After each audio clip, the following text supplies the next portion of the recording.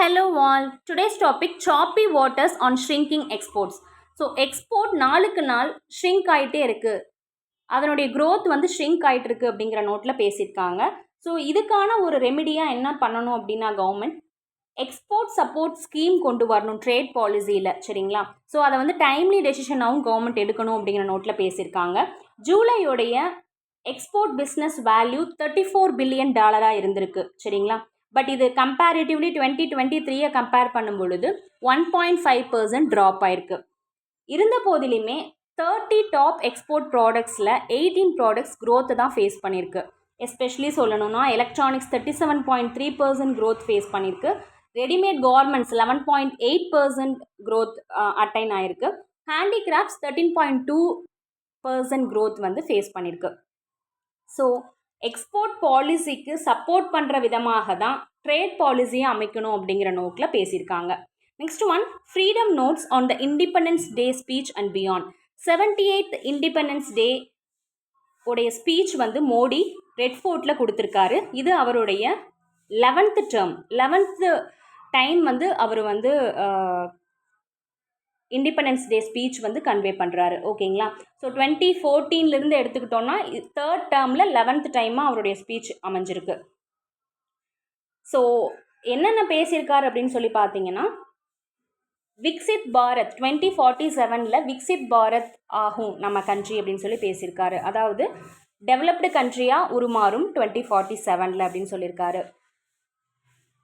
98 minutes அவருடைய speech இருந்திருக்கு.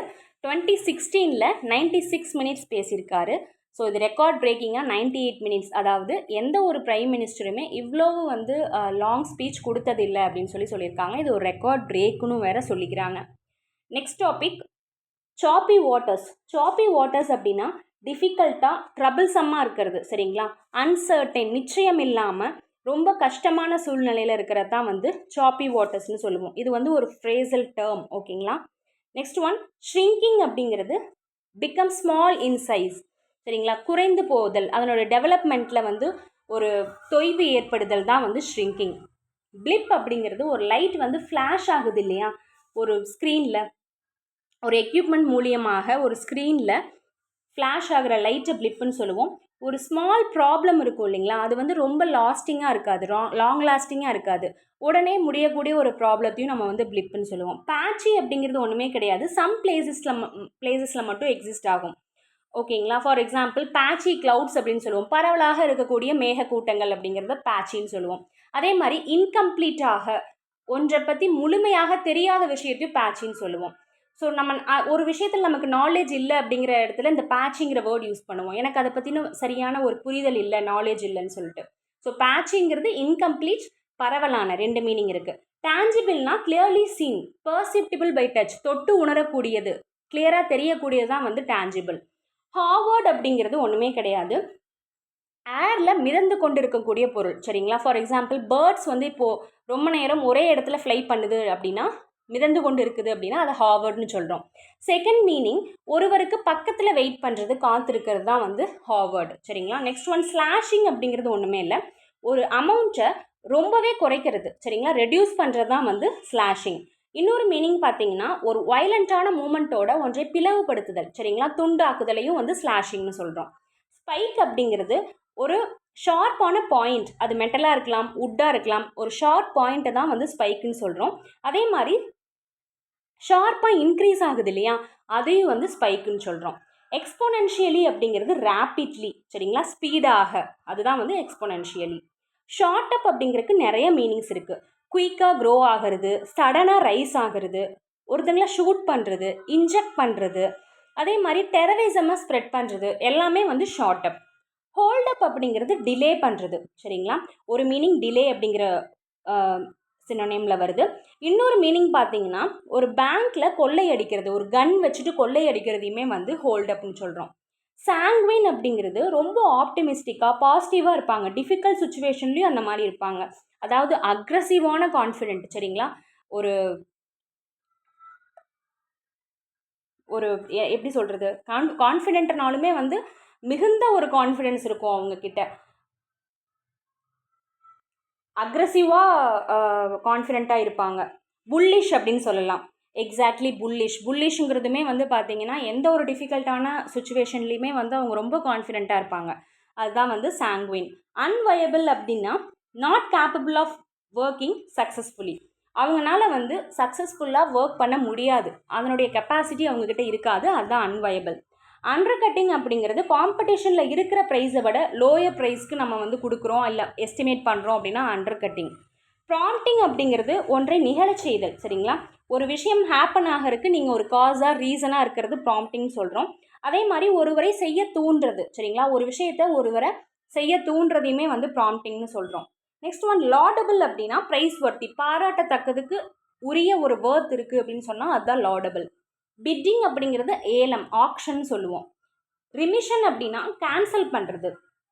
இன்னொரு மீனிங் பார்த்தீங்கன்னா டெம்ப்ரவரியான ஒரு டிமினியூஷன் பண்ணுவாங்க இல்லையா, ஒரு பெயினில் இருந்தோ ஒரு டிசீஸில் இருந்தோ அதனுடைய சிவியாரிட்டியை ரெடியூஸ் பண்ணுற மாதிரியான விஷயத்தையும் வந்து ரெமிஷன்னு சொல்லுவாங்க. சரிங்களா, ஒரு மீனிங் பார்த்தீங்கன்னா கேன்சலேஷன், ரெண்டாவது மீனிங் வந்து ஒரு டெம்பரரி டிமினியூஷன், அதாவது ஒரு டிசீஸில் பெயினில் இருக்கக்கூடிய சிவியாரிட்டியை குறைக்கிறது, தீவிரத்தன்மையை குறைத்து அதில் வந்து இது பண்ணுறதையும் வந்து ரெமிஷன் சொல்லுவோம். லாப்ஸ்ட் அப்படிங்கிறது ஸ்டாப் ஆகிறது, ஃபினிஷ் ஆகிறது ஒரு மீனிங் இருக்குது. ரொம்ப வீக்கர் ஆகிறது ஒரு மீனிங் இருக்குது. அதே மாதிரி ஒரு சில நேரம் மட்டுமே ஸ்டாப் ஆகிறதும் ஒரு மீனிங் இருக்குது. சரிங்களா, ஸோ ஃபார் எக்ஸாம்பிள் இப்போ லாப்ஸ்ட் அப்படின்னா ஒரு லைசன்ஸ் இருக்குது, நம்ம ரெனியூ பண்ணாமல் விட்டுட்டோம் அப்படின்னா அது ஆக்சிடென்டலாகவே என்ன ஆகிடும், ஃபினிஷ் ஆகிடும் இல்லையா. ஸோ அதை தான் இந்த இடத்துல லேப்ஸ்ன்னு சொல்கிறோம். ஃபினிஷ் ஸ்டாப் அப்படிங்கிறது ஆக்சிடென்டலி ஆகுது. சரிங்களா, தற்செயலாகவே ஆகிறது தான் வந்து லேப்ஸ்டு. செகண்ட் மீனிங் வந்து வீக்கர் ஆகிறது. தேர்ட் மீனிங் சம்டைம் மட்டுமே வந்து ஸ்டாப் ஆகிருக்கும், அதையும் லேப்ஸ்டுன்னு சொல்லுவோம்.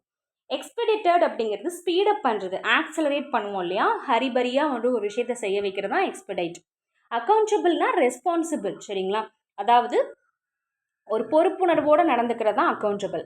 செகண்ட் மீனிங் என்னன்னு பார்த்தீங்கன்னா ஒரு விஷயம் வந்து தேவைப்படும், அதாவது ரெக்குயர்மெண்ட் இருக்கும் அந்த இடத்துல, ஒரு எக்ஸ்பெக்டேஷனும் இருக்கும். எதுக்காக அப்படின்னா ஒரு ஆக்ஷனுக்கோ ஒரு டெசிஷனுக்கோ ஒரு ஜஸ்டிஃபிகேஷன் இருக்கணும் அப்படிங்கிற மாதிரியான ஒரு விஷயத்தையும் அக்கௌண்டபிள்னு சொல்லுவோம். சரிங்களா, ஒரு ஆக்ஷனையோ ஒரு டெசிஷனையோ நம்ம ஜஸ்டிஃபை பண்ணுறக்கான ஒரு எக்ஸ்பெக்டேஷனும் ரெக்குயர்மெண்ட்டும் தான் அக்கௌண்டபிள்.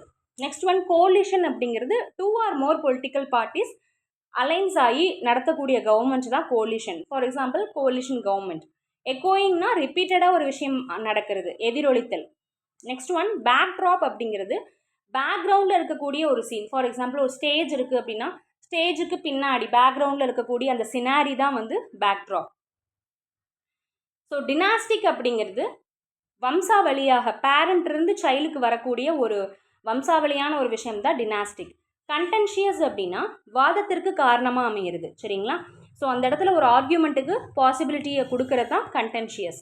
பார்ட்டிசன் அப்படின்னா சப்போர்ட் பண்ணுறது, ஒரு பர்சனுக்கோ ஒரு குரூப்க்கோ வந்து ஒரு ஐடியாவுக்கோ கண்மூடித்தனமாக வந்து எந்த ஒரு கேர்ஃபுல்லும் இல்லாமல் கேர்லெஸ்ஸாக வந்து சப்போர்ட் பண்ணுவாங்க. சரிங்களா, பாரபட்சமாக ஒருதலை பட்சமாக சப்போர்ட் பண்ணுவாங்க, எந்த ஒரு காரணமுமே அங்கே இருக்காது, அதுதான் பார்ட்டிசன். ப்ரீச் அப்படிங்கிறது ஒரு அக்ரிமெண்ட்டை பிரேக் பண்ணுறது. சரிங்களா, ஸோ வந்து அத்துமீறுதல் வரம்பு மீறுதல் தான் ப்ரீச். அதே மாதிரி ஒருத்தங்களை ப்ரொடெக்ட் பண்ணுறதுக்காக வாலில் சுவற்றில் ஏற்படுத்தக்கூடிய ஒரு துளை ஓட்டைகளையும் வந்து நம்ம ப்ரீச்னு சொல்கிறோம். ப்ரிசீடென்ட் அப்படிங்கிறது முன்னுதாரணம், முன்னாடி நடந்ததை நம்ம எக்ஸாம்பிளாக காட்டுறது தான் ப்ரிசீடென்ட். கன்சென்சஸ் அப்படின்னா அக்ரிமெண்ட். சரிங்களா, நெக்ஸ்ட் ஒன் கான்ஸ்பிரசி அப்படிங்கிறது ஒரு சீக்ரெட்டான பிளான், எஸ்பெஷலி பேடான இல்லீகலான விஷயங்கள் செய்ய போகிறதுக்கான ஒரு சீக்ரெட் பிளான் தான் கான்ஸ்பிரசி. சினோனிமஸ் அப்படிங்கிறது ஒரே பொருளை எக்ஸ்பிளைன் பண்ணக்கூடிய ஒரு விஷயம். சரிங்களா, ஒரு டெஃபினிஷனோ ஒரு எக்ஸ்ப்ளனேஷனோ ஒரே மாதிரியாக சேம் டெஃபினிஷன் இருக்கக்கூடியதான் சினோனிமஸ்.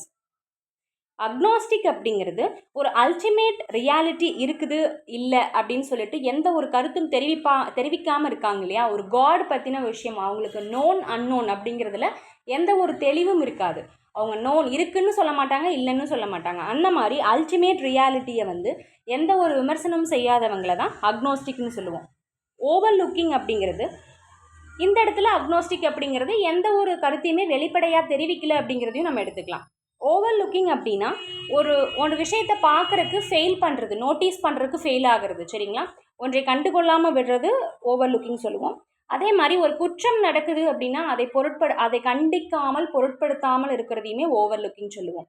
ஸோ கண்களில் பார்க்குற வகையில் நோட்டீஸ் பண்ணாமல் இருக்கிறதாகட்டும், இல்லை குற்றம் நடக்குது அப்படின்னா அதை நோட்டீஸ் பண்ணாமல் கண்டிக்காமல் இருக்கிறதையுமே வந்து ஓவர் லுக்கிங்னு சொல்லுவோம். டுமாரோ செர்டன் வேர்ட்ஸ் லேர்ன் பண்ணிக்கலாம். Thank you. Have a nice day.